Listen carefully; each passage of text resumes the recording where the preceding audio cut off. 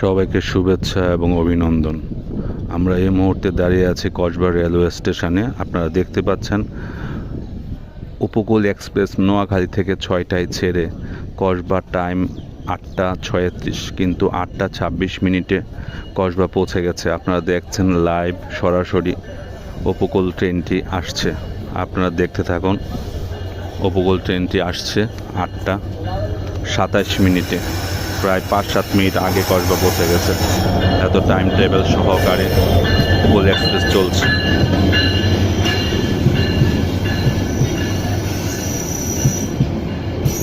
কী পরিমাণ যাত্রী কসবা থেকে উঠে আপনারা দেখলে বুঝতে পারবেন। কসবা অনেক সুন্দরভাবে নতুন রূপে সাজানো হয়েছে, আধুনিক রূপে। ওভার ব্রিজ সহ সুন্দর একটি স্টেশন এবং বিশ্রামাগার।